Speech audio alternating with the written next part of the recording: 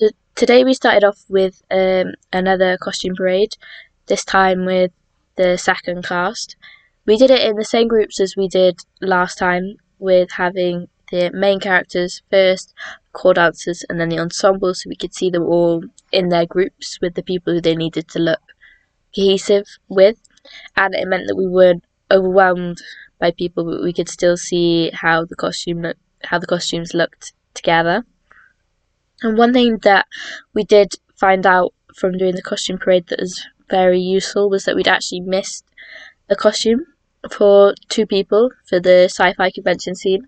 So we managed to put one together then, so the problem was solved, which was useful.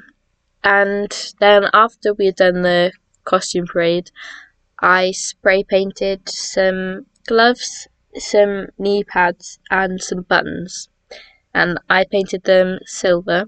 The reason I did the buttons was so I could stick them on some of the costumes for the sci-fi convention, just to make them a bit more interesting.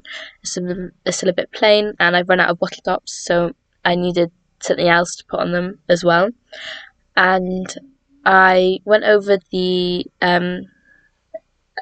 knee pads, but they're actually elbow pads, and they're going to be used. And the elbow pads are going to be used in the sci-fi convention scene, which is why they need to be silver, just to fit in with everything a bit more. And the gloves were for one of the sci-fi convention costumes where they're dressed a bit more like a superhero. They have a cape and a mask, so we thought the gloves might be a nice addition and just something a bit extra, because they're just wearing plain black underneath, so it'll just make it a bit more interesting. And I tried the first coat of silver spray paint, and it took reasonably well, but the coverage wasn't great. So then later I tried it with a chrome spray paint instead, and that was much more effective. It covered it really, really well and was very opaque with the first coat, whereas with the other one I was having to make several layers with it, and it still wouldn't have as good coverage as the chrome paint did. So it was really useful to have that. And then I also had some balls which I had cut in half, which I spray painted as well, for the same reason as the buttons, just to add onto some of the sci-fi convention costumes, just to make them a bit more exciting and a bit more weird than they already were. One of the things that we found that we needed to do was add some sci-fi stuff onto the front of a tunic kind of breastplate thing, and that was for one of the superhero sci-fi costumes as well, because they were quite plain and they needed something a bit extra. So what I did on there was I cut some shapes out of felt and out of scuba, and I used that material because it doesn't fray very well, and I wanted to just applique it straight onto the tunic, so I didn't have to worry about hemming it or anything for longevity. And I used a straight stitch to sew it on in an image. For that one I did just an alien with an eye stalk, and I added some lightning bolts.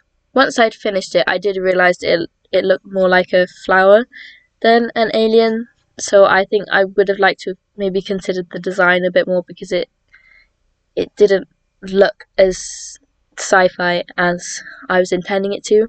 But I hope that in the context of the scene it makes sense more, and that makes it look less like a flower and more so like an alien. I did also add some bottle tops and buttons and the halves of the balls, and hopefully that also makes it feel a bit more spacey. I also added something similar to that on the back of a cape for, I think, the same costume, which was a UFO layered with a star with an alien head on top of that, which is the same as I did, I think, yesterday. And the reason that I did that was just to make the cape feel a bit more sci-fi. And this time I did use more pins, as I felt that it was a bit too loose last time. It made me struggle a lot more because I didn't use that many pins. I just used like about 3. And this time I used a lot more, but I think if I were to do it again, I would use even more because I still had a lot of problems of the fabric stretching and warping and moving away while I was sewing it. But especially with the star, it did have some tucks in it, but I managed to organise it so the tucks were all in the same place, which was I could then cover with the alien's head, so it wasn't visible as much. But I would have rather that not been a problem. I need to remember to do the eyes for the alien, as I didn't have the same material, the black felt that I used before, with me, so I need to remember to bring it with me.